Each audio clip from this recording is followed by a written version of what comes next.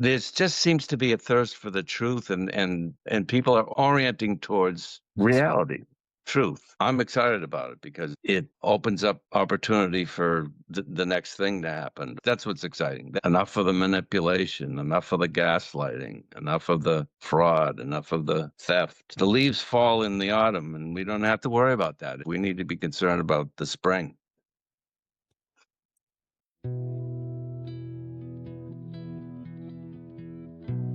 Welcome to the Asclepion. I'm Kevin McKeag. And I'm Luke Strom. Our podcast dives into the deep questions of life. How do we find love, discover our true selves, and live out our dreams in this wild, weird world? We're going to take you on a journey of philosophical inquiry, spiritual adventure. Okay. Just imagine you're like sitting around a campfire with the homies and you all start opening up and talking about real shit. That's pretty much what we're going to do here. Yeah, or it's what I said.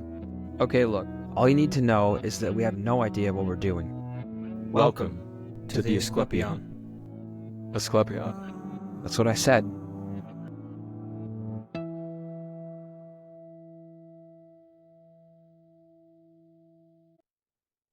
The meaning of life and the purpose of the universe, biological and otherwise, is to escape the matrix and realize the truth.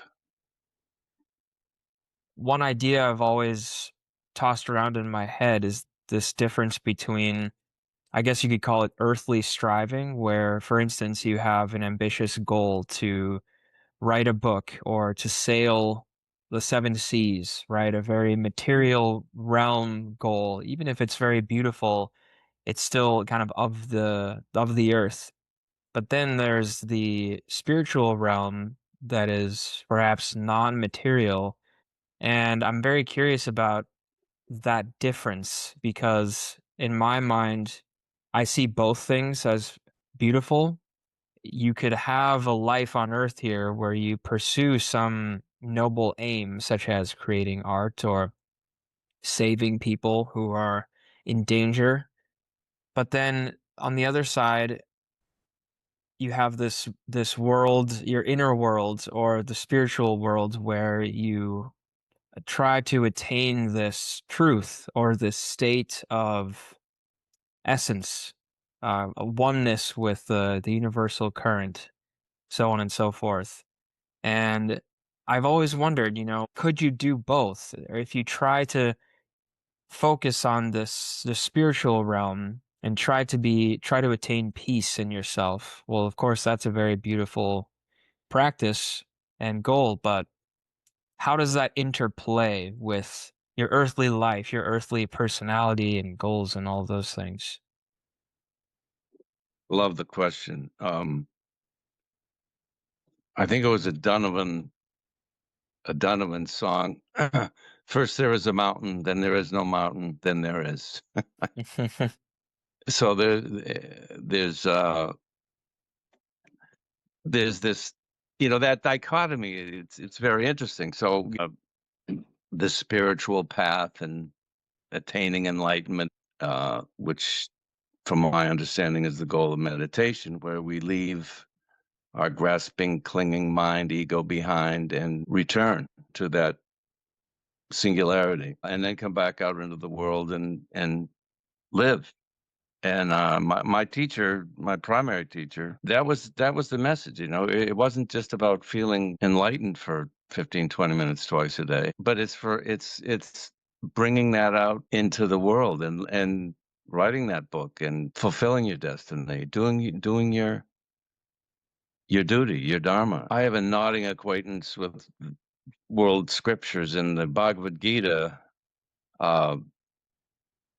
the central crisis is that the greatest warrior of the time is in the greatest conflict of the time as he looks down on the penultimate battle and sees the enemy and his troops aligned, and he's got the Lord in his chariot because that was the deal. And he, as he's about to blow the conch and let's go get him, he looks over and he says, "Jesus, isn't that my Uncle Harry in there? Isn't that my cousin over there?" And all of a sudden, he's frozen with paralysis, doesn't know what to do. And there's one verse where Krishna says, to resolve this penultimate crisis, he says, Nistraigunyo Baba, established in being, perform action. Meditate and do your duty. Your duty is to be a warrior and protect and defend. Go. Mm. And so that's the message. It's not either or, it's both. We can pursue goals and live in the world and grasp and cling, as the Buddhists say, maybe to some material avail. But if we're doing that with joy and enthusiasm and benevolent intention, we're accomplishing the local material goal as well as grounding that spirit in ourselves and in the world around us. Yeah, thanks for the clarification. I think when I was a teenager, I fantasized about leaving the world and just being a monk forever. But then I thought, well, then what are you going to do? Are you just going to never talk to your friends or family again? Are you going to stay in a monastery for the next 70 years? And so I kind of realized, yeah, at some point you have to learn to balance both if you can, because on the other hand, if you just pursue your earthly ambition without a sort of spiritual well-being or a spiritual practice inwardly, then, I'm sure that could lead you astray. It could lead to, existential crises. It could lead you to even getting in jail, maybe, if you go too far with something. And so that lands well for me. That makes sense to me that ideally you would have both in check. And Kevin and I talked a bit before this too. I think we'd love to expand on that idea today, kind of the interplay of the spiritual world and cultivating that meaning and wellness for yourself, but then also how does that produce action, right action, which is something I think Buddhists talk about a lot, right action, right mind. How do those things support each other, interact with each other? I spent years in deep meditation. I mean, literally in the Alps and on a Mediterranean island under the supervision of Maharishi. And having accomplished that, I felt that I was missing something, that something wasn't being fulfilled. And so I got a job. A lot of my friends from back then are still involved in that kind of monastic thing, which is fine. But when I talk to some of them, there's almost an arrested development, which is kind of spooky. But Yeah. not for me to say. I can't remember. Maybe, Chris, it was you who pointed it out or shared something with Kevin and me. It might have even been a Maharishi quote that if the people are in the dark, then it is the fault of those who see the light. And that resonated with me because it seems that I would assume these people who are spending all of their waking moments meditating or abstaining from earthly pleasures and such, that they see a lot of the light. And if that's not shared, then that's got to be a limitation, right? That there's a lot of people really suffering who could use that wisdom, and to keep it up in the mountains all day doesn't seem as useful as it could be, as altruistic as it could be. My Tibetan Lama friend, he's been a monk since he was 7 years old. It's his path. It's his life. He took 270 vows. But I can see a societal organization where there's a place where people can go and do that for a weekend, a week, a month, a year, whatever. I think that's a healthy thing, as long as the practice is yielding something, and which is not always the case. Right. Well, on the flip side of a monk, say, spending their whole life in pursuit of enlightenment and being solitary and not necessarily sharing as much of that as they maybe could. On the flip side of that, it seems to be somebody who is very out of touch with their own spirituality, very out of touch with their inner self. And that seems to be so much more common. And that's a huge crisis.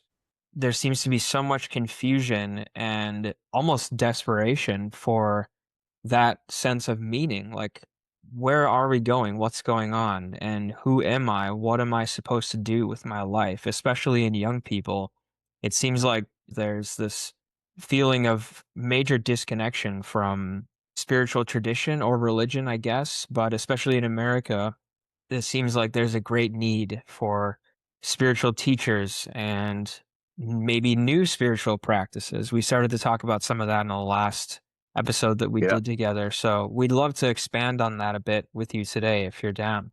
Yeah, it's you look around and the wheels are coming off, uh, everywhere. There's just seems to be a thirst for the truth, and people are orienting towards reality, truth. There's been so much, as I said last time, fuckery, and it's old, it's embedded, and it's falling apart. And I think it's a healthy thing. It may not be pleasant in the short term, but people of goodwill are saying, look at medicine, my God, look at education. I mean, look at a lot of religion. The hoaxes aren't working anymore. And I'm excited about it because it opens up opportunity for the next thing to happen. That's what's exciting. That's the purpose of the exercise. That's what we're here doing, is exploring what that looks like theoretically, philosophically, politically, spiritually. Enough of the manipulation, enough of the gaslighting, enough of the fraud, enough of the theft. It's twirling, as my friend says. It's exciting, but we don't Yeah. have to worry about that because the leaves fall in the autumn, and we don't have to worry about that. It just takes care of itself. We need to be concerned about the spring and getting through the winter, I might add. That's a really good perspective. Yeah. I think we need more of that. We need more of the realization that we do still have the tools and the knowledge, and I think the desire to transform really our culture and transform as individuals. We've really been through so much as not just in America, but around the world. We've been through so much in the last 20 odd years, and I think people are getting to a breaking point, it feels like. And Yeah. yeah, what better path forward than to reach inward and find some kind of solace in these ancient traditions. I don't know exactly what that looks like as a collective experience moving forward, but I mean, even in my own life, I've been struggling with a lot of things the last year or so. And I realized 3 or 4 months ago, wow, I really have not had a spiritual practice regularly. I haven't been journaling, I haven't been meditating, I haven't been conversing with my unconscious. And when I realized that, it was like this huge epiphany, like, wow, the main reason I've been feeling such lack of clarity in my own life and brain fog and all this is because I wasn't keeping in check with my real self, my true self. And when I started to do that again, it's just like this flash bulb of new life that I'm remembering, but also growing into new experience. It really it genuinely feels like I'm coming into a new chapter in my life, and extremely powerful and extremely comforting and grounding to know that I can go to this place and do this practice whenever I want to, and every single time it's going to bring me to this state of groundedness, but also inspiration and love, all of these wonderful things. And it would be really great to see that be a part of this new path forward for people. I've noticed something in my own private practice, working with men predominantly, where when I started off desiring to teach men meditation, I did so with a sort of beginner's mind. Obviously, I met you, Chris, when I was 12 years old, and I learned meditation, transcendental, deep meditation, when I was very young. Your instruction was to view thoughts as clouds moving through my internal screen and watch them come and watch them go. And even at that young age, I had this sense of my own subtle being and this interior space. The excitement of finding the interior space was so powerful to me that I got one taste of it and nothing else mattered. Not sex, not drugs, not school, not rock and roll, not a degree, not all of the cultural trappings. That was the path that I knew that I had to be on. And I studied that diligently for many, many, many years until I finally kind of got the inner confidence and the external kind of go ahead to start teaching and coaching and bringing my gift to the world. And when I started charging for it and making money, I realized that I was going to have to start with really bare bones. It's going to have to start basic. I was going to have to bring this powerful and sacred practice into the marketplace and allow the people who were showing up and paying me and valuing my time with their hard-earned money to set the tone for, what they needed from me. And in that spirit, I tried many different traditions and many different breathwork practices. And what I've noticed after, let's say, 9 years of teaching this to the general public is that the simplest practices are the most effective. And that anytime you overly complicate it with jargon, it loses people.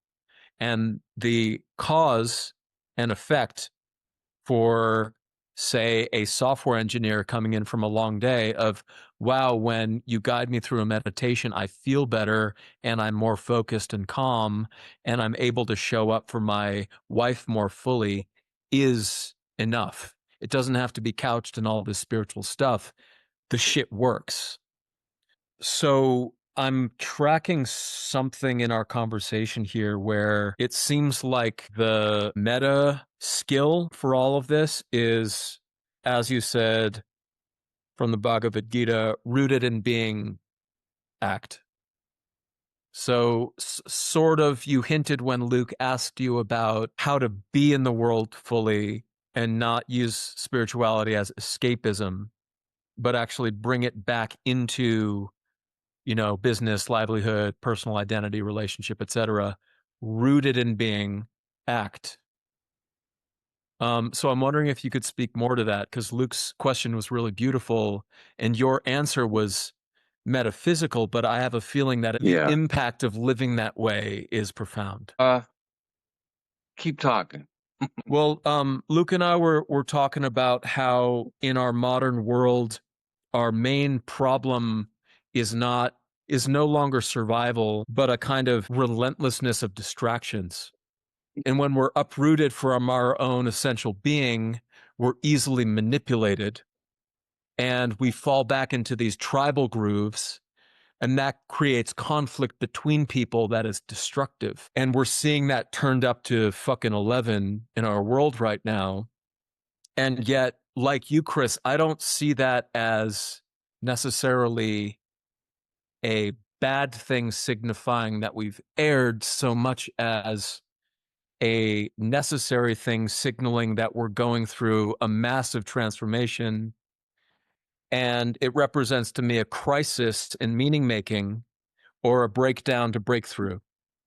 And so when fall happens, to use your beautiful analogy before, I don't say, oh my God, it's fall. We're never going to say spring.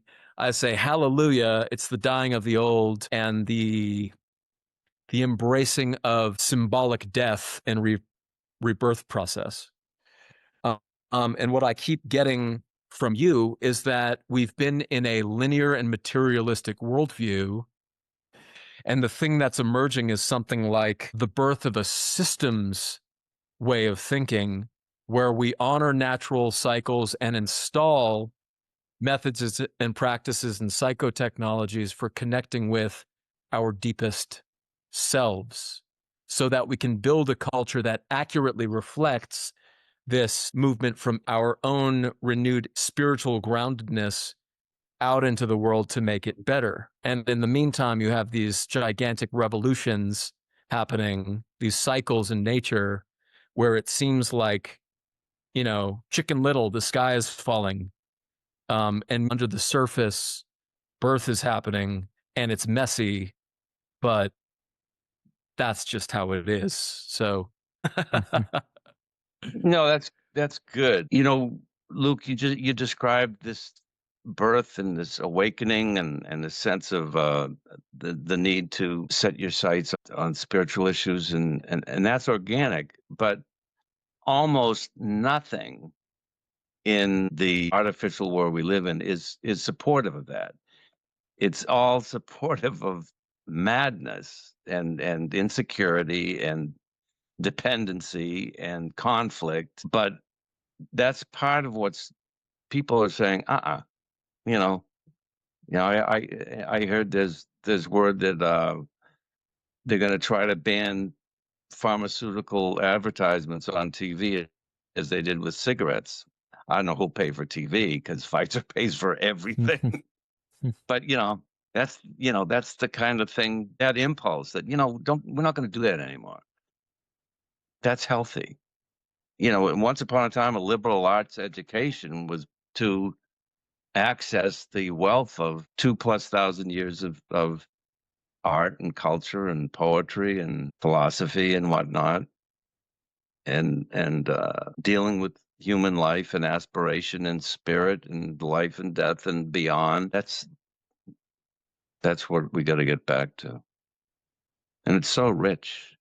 I mean, it's such a rich east or west, wherever you go. It's what humans have been doing when the fuckery doesn't take over. Well, it seems like you're saying that in a time of relative madness, maybe there's even more opportunity for new growth to happen, Metaphorically, if you have a ship caught in a storm, well, sure, when you're in the middle of the storm, it's scary and you're being pulled in different directions and you're getting water thrown in your face. But maybe when the sun comes out again, well, what do you know? You see the island you've been looking for. So, all the Yeah. winds actually pushed you towards something maybe you wouldn't have found without that storm. But it's so hard to shift our brains into that perception as a culture. And there doesn't seem to be much of that talk happening yet. It's so much focus on all of the negative things going on. And of course, there's a lot of people talking about potential solutions to things and, people being activists and stuff like that. But this spiritual and emotional perspective of, yes, we're in a state of profound transformation right now, but it's not all bad. In fact, there's the opportunity to become better than ever in some radically new ways. And Yeah. that does seem to be a spiritually oriented perspective. It's pretty beautiful. It's pretty powerful. One of the primary skills that organically used to be passed from parents to children is to know when you're being manipulated. I'm told that the hawk has very poor eyesight. It can't really see detail very well at all, but it has incredible sensitivity to movement. So if it's like at 300 feet and a mouse moves, Mm-hmm. that's what a hawk needs to have. And the ability to not be deceived, to have that sense of boundary, that sense of self, that sense of autonomy, that sense of responsibility for one's life, as opposed to eternal infantilism and the assumption that somebody else is going to take care of me. That's kind of crucial because it's everywhere. I stopped watching TV in like 1964. I'm just hyper vigilant to manipulation. And I thank God for that because it's kept me off of the rocks. Occasionally, I walk into a room where there's TV on, and as bad as TV is, if I were to give people any advice, it was at least don't watch the advertisements. They're they're pernicious to the point of obscenity, especially the pharmaceutical ones. Agreed.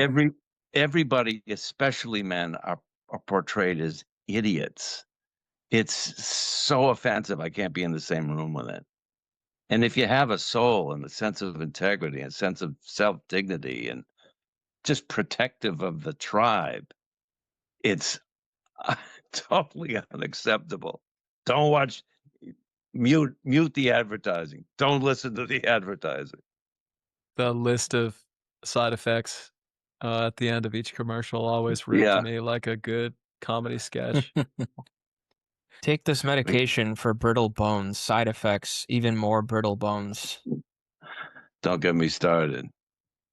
One question I keep coming back to is how do you, especially as a young person in today's day, how do you go about finding this sense of truth? You know, if you're going to be vigilant about not being manipulated, like you said, I feel like you have to have a pretty strong sense of what's right for you, because when something comes in to impede that, then you feel like that's not right. But I think a huge phenomenon happening right now, especially to younger people, is like we're saying, it's all these distractions on your phone, on TV, and that makes it extremely hard to maintain or even find your center, your idea of who you are, your truth, however you want to say that.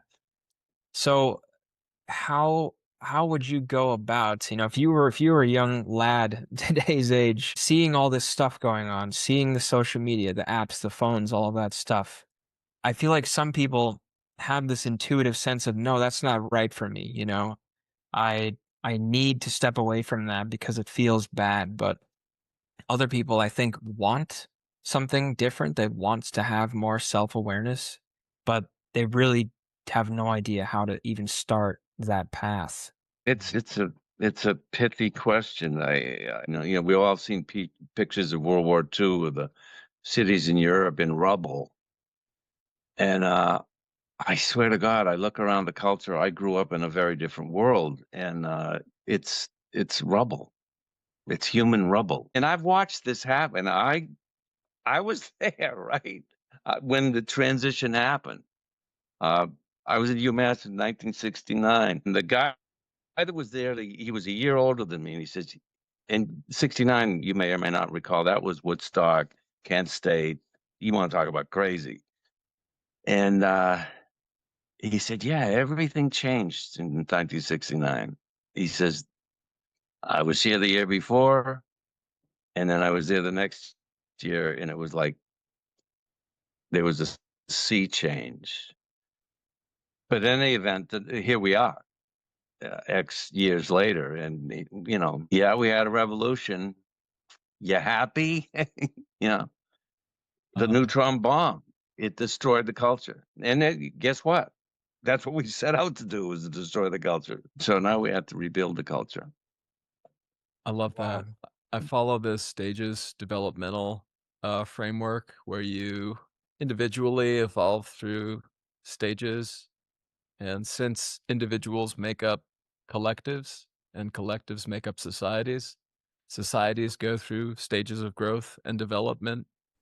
And by all indications, 69 was like the moment where rationality and tradition got superseded by postmodernism, with its focus on dissolving truth claims and leveling the playing field, including taking aim and bringing down hierarchy, whether it's dominant and unhealthy hierarchy or healthy and necessary hierarchy, with postmodernism's focus on linking and bonding, uplifting marginalized voices, the whole critical race theory, and feminism, first wave. second wave feminism, radical feminism. The culture completely changed, but from one perspective, it's also like the bedrock of culture completely melted, got atomized. I don't know if you've ever seen it, but in early 80s, there was a Soviet KGB defector. He was a fairly advanced officer in the KGB. And he gave an interview and he says, yeah, we knew we couldn't deal with you militarily. So you're an open country. We could come over on work visas or educational visas or whatever. And the purpose was to destroy the culture from within. And back then, he said, we're way ahead of schedule. Back then. And yeah, there's been a cultural apocalypse. So here we are. I heard an Here we interview are. from one of those guys actually, and he said that he came over to the States to try to, win friends and influence people and ascend as far as he could up the social hierarchy so as to destabilize the culture. But then after a few years in the States, he fell in love with a US woman and had a child and fell in love with everything America and then became a fervent patriot. And it's a funny thing to think about America as this land of opportunity with all these warring, ideas, and we never get along and there's always conflict. And yet it's the birthplace of something ineffable, which is something like the spirit of the commonality that we share when we set all our differences aside that actually can't be destabilized. There's something deeper within what we all share that simply cannot be attacked or taken away. This is my thought even today when things seem incredibly unstable and contentious and nobody seems to be getting along. No, 100%. Cool. One thing I find heartening is we talk about the internet, but there's all kinds of stuff on the internet. And I've been seeing of late a lot of women, like 30, 40-ish women, very well spoken, talking to women about being good women and loving their family and their husbands and not doing the nasty stuff that's been going on. My mentor, Dr. Margaret Bremen Gibson of Harvard, who was a dear friend of mine, and we used to lecture together on the TM. And she was a lefty. They grew up in the 30s, and communism was like the hot thing back then. It was different. And then, oh, Stalin, ooh.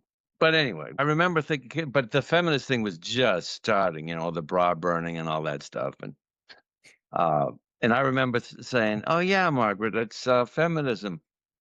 That's women saying that men are gross and rapacious. And their solution to that was for women to become more gross and rapacious.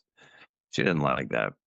Well, it's feminism, whatever its benefit has been in creating more independence in the workplace for women to choose whether they want to be, compensated in the workplace or pursue a family and have kids. And it's hard to balance both of those, of course. Also seems to be on the surface sort of a philosophy of resentment.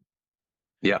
And it's taken human neurosis such as resentment and amplified it and created more conflict between the sexes in service of a noble ideal. But what's happened on the ground is that families started splitting up, and then you had a crisis in raising children to maturity, and you had a vacuum of good fatherhood for like 2 generations, maybe until now. That was disastrous for young men and young women, children. Yeah. Yeah. Even though ostensibly it was in service of women's independence.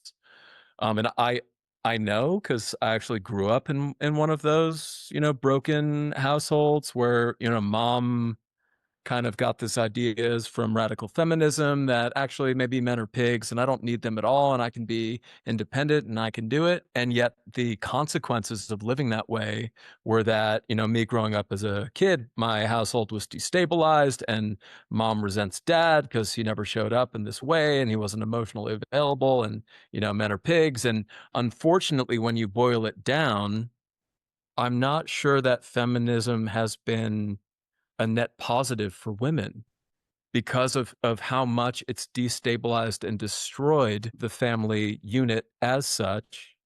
And then outside forces have swooped down, like the food industry, and said, oh, yeah, you shouldn't be confined to the kitchen all day, slaving away.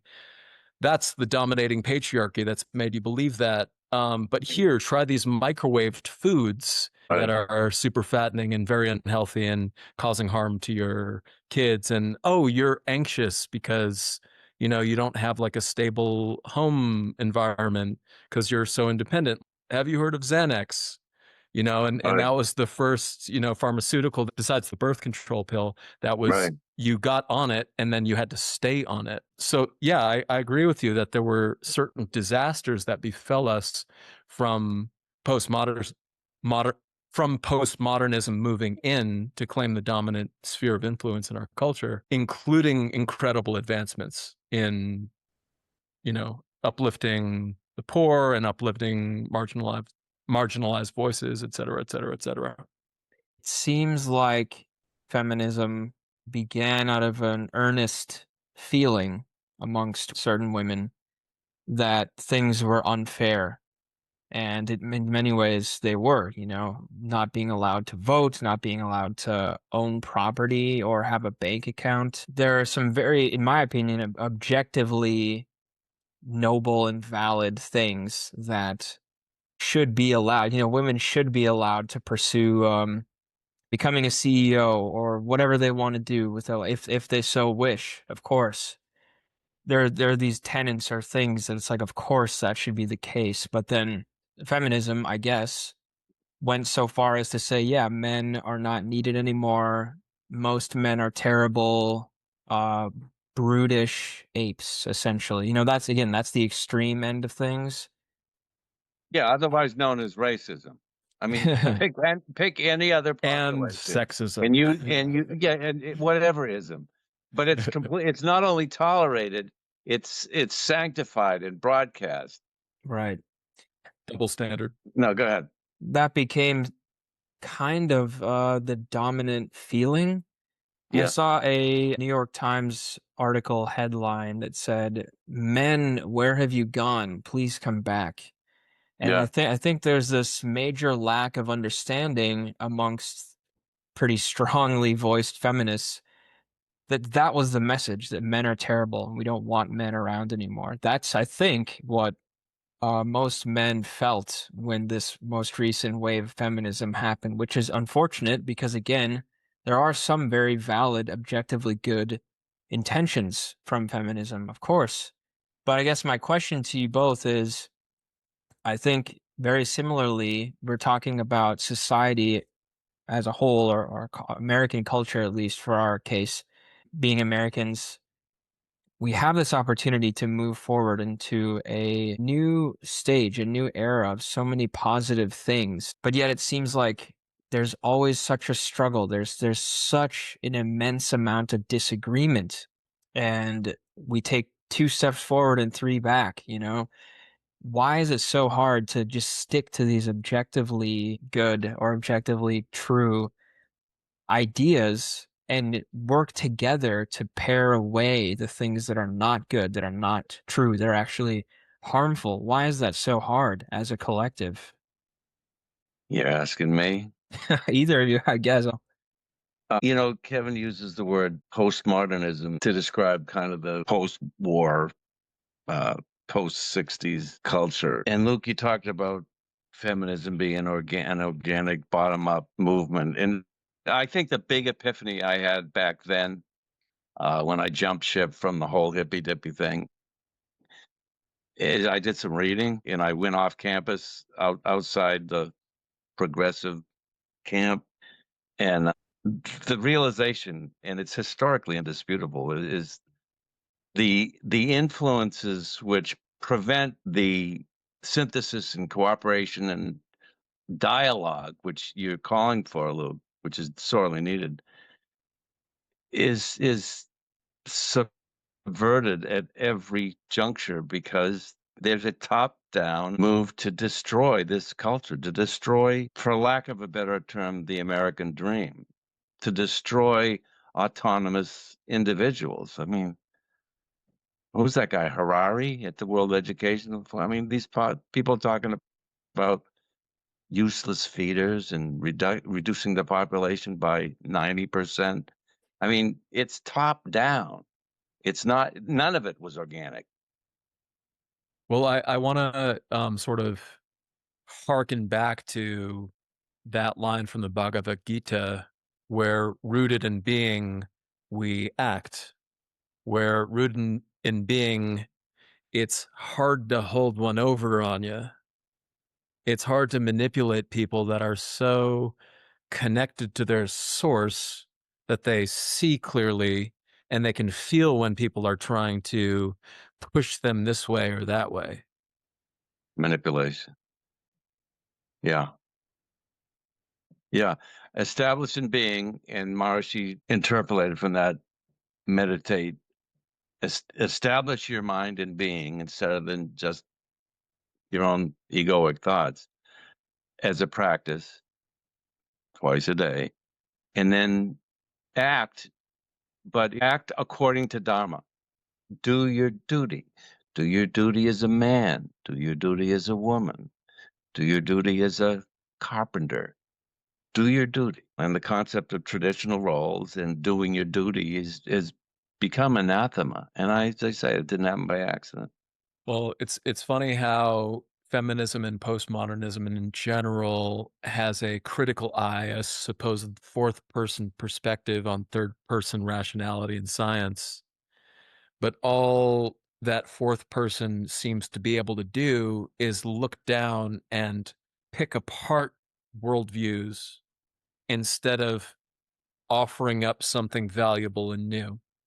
And so I think the cultural rift that we've been in has been postmodernism and fourth person coming online and leveling truth claims. We live in a postmodern, aperspectival world.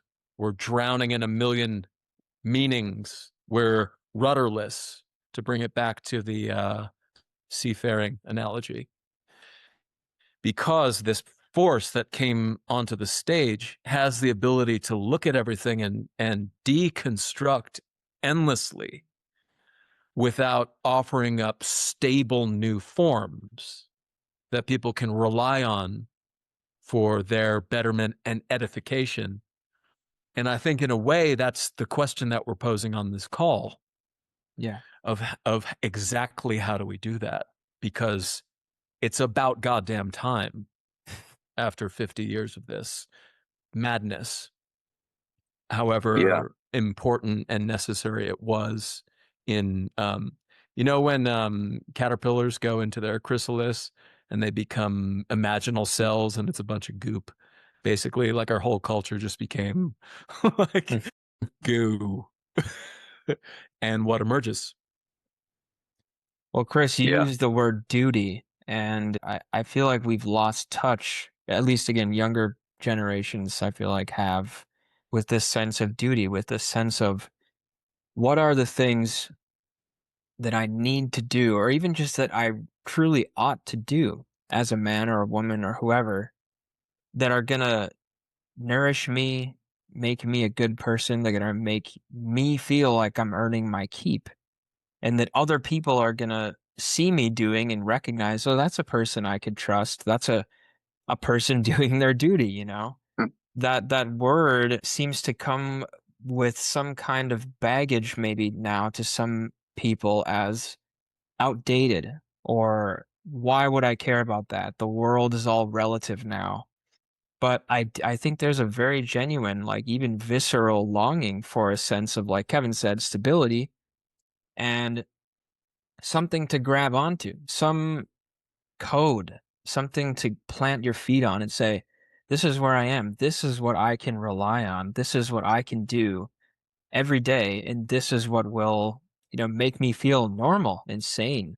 It sounds kind of crazy to say it like that, but I think it's true. I think like Kevin's saying, we're existing in this goop, and you flip out your phone and you see all this crap, all of these myriad opinions. Well, I'm right. No, you're right. No, I'm right. All that stuff. It's so confusing. And so, yeah, what does that search look like? What does that process look like for a young person today of finding this sense of duty? Yeah, well, that's the role of adolescence and young adulthood, is to find your way. I think it's interesting that, what's the guy's name? He used to do America's Dirtiest Jobs. Oh, Mike Rowe, I think. Yeah. He's long been an advocate, and now he's getting a lot of traction for not going to college, going to trade school. And there's a lot to be said for that. And he had a split chart about, you go 4 years of college, you got X number, thousands of dollars of debt and a degree in whatever, and can't find a job, so you drive an Uber. I mean, you have a sense of contempt for the guy who's went to, got a trade. He's an electrician. He's making 100K, and he's fixing your house, and he's a nice guy, and he's not an asshole. It's interesting. It's happening. There's a shift happening. It's not all relative. Fuck yeah. There's objective reality. All these ideas are just such poison. And they didn't come here by accident. And there's a history to it, too. We got to stop drinking the Kool-Aid. Sometimes I feel I bog myself down thinking, what is the whole message that needs to be shared or something like that? And I hate the word message, but you know what I mean. What's the whole antidote, the whole solution or whatever? But then I think sometimes maybe it's better to trust the deeper human mechanism of intuition, and the better thing to do is to find a way to simply set a spark in somebody's mind who's looking for meaning, who's looking to shift out of this relativistic soup where they can't grab on to the edge of the cauldron and pull themselves out. Maybe it's better to have that epiphany moment, that click in their mind to say, ah, yes, I am looking for duty. I am looking for stability. I am looking for a real path where I can feel my feet on the ground. But then beyond that, let them figure it out. Let them seek out the Bhagavad Gita or whatever that path looks like for them. Maybe that's the way. Yeah, that's culture. That's what culture does. Culture provides guide rails, and you can experiment and find your own voice within the guardrails. But the the counterculture, i.e., anti-culture, took down all the guardrails, took down all the red and green lights and the stop lines, and opened up auto body shops. So there's Yeah. but you asked me about a book about meditation. There's a book that I recommend to people. Atlas Shrugged by Ayn Rand was a epiphany for me, but it's 1,200 pages and it's a hard read, although it's kind of a rite of passage, whether you agree with it or not. But a guy named Murray Rothbard wrote a book called For a New Liberty, and I recommend it. Is a the image of a bloodhound. They give him a sniff of the guy's shirt. It's a good place to start, to pick up the trail, to pick up the scent, to get back to where we once belonged. So, For a New Liberty by Murray Rothbard, I recommend it to you. That was a bombshell in my life. Whatever we're coming back to that will create the holing and the healing of our culture, would it be, in your mind, Chris, attached to these capital V virtues that we talked about earlier? Yeah, well, the concept of virtue is a good, that's a valid pursuit. When I was a kid, Disney had cartoons, and there was a thing where there was a devil on the guy's shoulder and an angel on his shoulder. Remember that? Maybe not. Yeah. Cartoons were very primitive back then. I just revisited The Sorcerer's Apprentice from Oh my Fantasia by God. Disney. Because Oh my God. it was coming up in my mind. I was like, this is like archetypal. I need this right now. That was Fantasia, and it was condemned at the time. Right. Oh my God, did that have an effect on me? The last two, because it was all classical music put to little vignettes, cartoon vignettes. The next to the last one was Night on Bald Mountain by Mussorgsky. Yeah. Do you remember that? Yeah, Chernobog, the demon with the big On the wings. mountain. Oh my God, dude. I think I was in third grade or something. It flipped me out. And that segued into the final, which was Ave Maria by Schubert. It was just exquisite, exquisite. And that's an interesting image that we're going from the night on Bald Mountain, where the dead, the lunatic dead, are rising from the graves, and there's this dance of madness and this orgiastic sense. And then as the day dawns, as the light dawns, you have the pilgrims with the candles to the as exquisitely sublime music of Schubert's Ave Maria, from the profane to the sacred. Wow. Glad you brought that up. Incredible. That's, also dude, the word for that is pandemonium, and pandemonium is all of the demons, all of them. Yeah. Coming out at once. So which is what that vignette is about. Yeah. And it also speaks to this idea that Churchill, the darkest hour is before the dawn, and that things come to a point of extreme disorder before they snap into a new and higher order, such as molecules of water chaotically rushing down a drain until they form into a whirlpool, which is an elegant way for that much mass to inhabit such a small space. And I think that is what has been happening to us. Wow. I think one important piece of advice I would leave before they haul me off to the gallows here is this hawk eye sensitivity to being manipulated.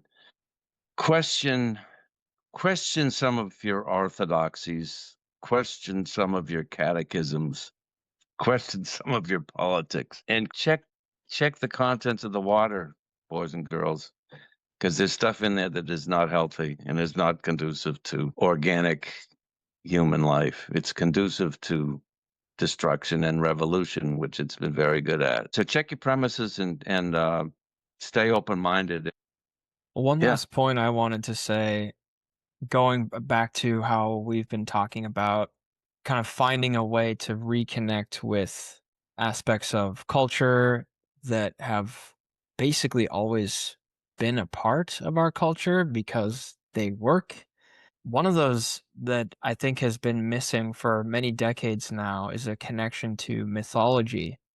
And I'm reading Joseph Campbell, Hero of a Thousand Faces, for the first time, and it's just profound how all these different cultures, truly all over the world and from thousands and thousands of years ago, they all had their own extremely image rich and extremely broad mythologies. And also we were talking about Disney, and Kevin and I were talking the other day about how the older Disney movies have such a strong place in our unconscious mind. I still think of, I think it was like Peter Pan or Hook or something, where I think they're on a ship and they go into this very, very dark cave, and there's like an image of a skull on the rocks or something. And to this I day, remember that. yeah, that image right there, like symbolizes my shadow self so intensely. And seeing you too have that reaction about the Disney movie, it's like there's really something there that they consciously put into those films. And you guys probably know this too, but J.R.R. Tolkien wrote The Lord of the Rings with the intention of creating a new mythology for Mm. English people. I mean, Mm. what an aspiration, right? But, Yeah. look at how unbelievably popular those stories are still. They were written 80 years ago, and I think that's something that's been sort of lost as well. And just for me, reading these little excerpts in Joseph Campbell's works, they're so rich and they're so inspiring, and it doesn't matter where they're from or when they were written down. I feel them, I connect them. It's like they're trying to speak to me as a human being. It's not just a cute little story. Yeah. It makes me feel connected to humanity as a whole. And Yeah. yeah, that's something I hope more artists and whoever would create more mythological, new mythologies like Tolkien, or perhaps doing more work like Campbell, reminding us of our mythological inheritance. Yeah. The heritage. Yeah. The classics. It used to be called the classics. That was the common language of human cultures and past experiences as guideposts. Yeah, exactly. Exactly.